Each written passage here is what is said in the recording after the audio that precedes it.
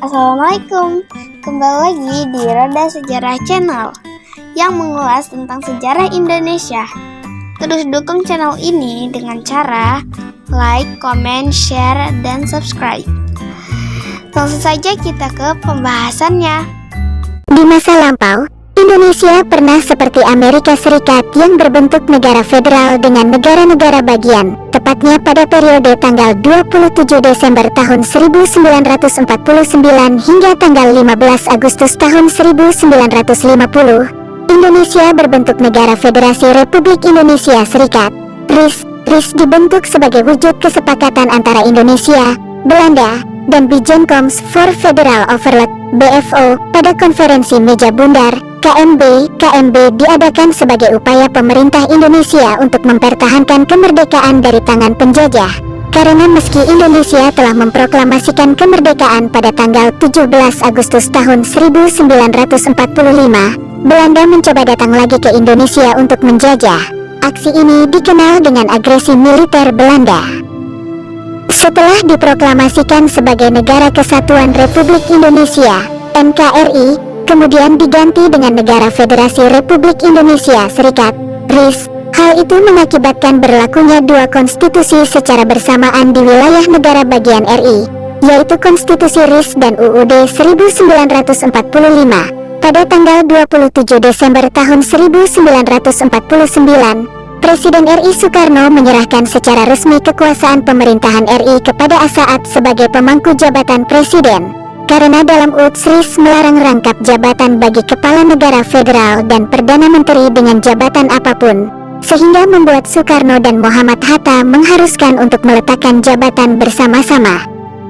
Terbentuknya RIS tidak lepas dari kedatangannya kembali Belanda ke Indonesia lewat agresi militer Belanda II pada tanggal 19 Desember tahun 1948. Pada agresi militer II, Belanda menyerang Yogyakarta yang menjadi ibu kota Indonesia waktu itu. Bahkan sejumlah tokoh seperti Soekarno dan Muhammad Hatta ditangkap oleh Belanda dan diasingkan ke daerah. Pada saat terjadi agresi militer Belanda II membuat pemerintahan di Indonesia lumpuh meski tidak bubar secara resmi, Presiden Soekarno dan Wakil Presiden Muhammad Hatta memberikan mandat kepada Menteri Kemakmuran Syahrudin Prawiranegara yang berada di Sumatera untuk membentuk pemerintahan darurat. Akhirnya pada tanggal 22 Desember tahun 1949 di Sumatera pemerintah darurat dibentuk. Kemudian Belanda memilih untuk berunding dengan Indonesia, salah satunya lewat KMB atau Konferensi Meja Bundar yang digelar pada tanggal 23 Agustus hingga tanggal 2 November tahun 1949 di Den Haag. Belanda tersebut berlangsung alot. Hasilnya terbentuk RIS dan Belanda mengakui kedaulatan kepada Indonesia kepada RIS tanpa syarat apapun.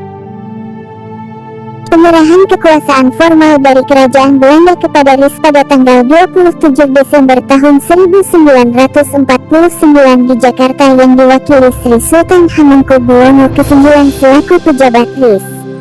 Presiden RIS Soekarno kemudian membentuk kabinet pertamanya. Perdana Menteri merangkap Menteri Luar Negeri RIS adalah Muhammad Hatta. Amerika Serikat (AS) menjadi negara pertama yang membuka perwakilan diplomatik di Jakarta setelah penyerahan kedaulatan Belanda kepada RIS. Langkah AS kemudian disusul oleh Inggris, Belanda, dan China. RIS terdiri ada beberapa negara bagian dan itu dibentuk oleh Belanda, seperti Indonesia Timur, Sumatera Timur, Madura, Pasundan, Sumatera Selatan, dan Jawa Timur.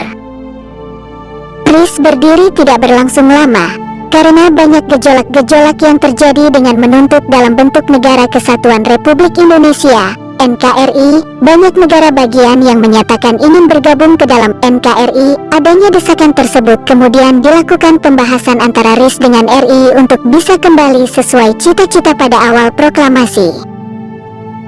Akhirnya pada tanggal 15 Agustus tahun 1950, secara resmi kembali ke NKRI. Setelah penggabungan pemerintahan RIS dan RI di hadapan sidang DPR dan Senat, konstitusi RIS diubah menjadi Undang-Undang Dasar Sementara Republik Indonesia, yang selanjutnya dikenal sebagai UUDS 1950, berdasarkan UU RIS nomor 7 tahun 1950. Pada hari itu juga, pemangku jabatan Presiden RI, Saat, kemudian menyerahkan secara resmi kekuasaan pemerintahan RI kepada Soekarno sebagai Presiden Republik Indonesia.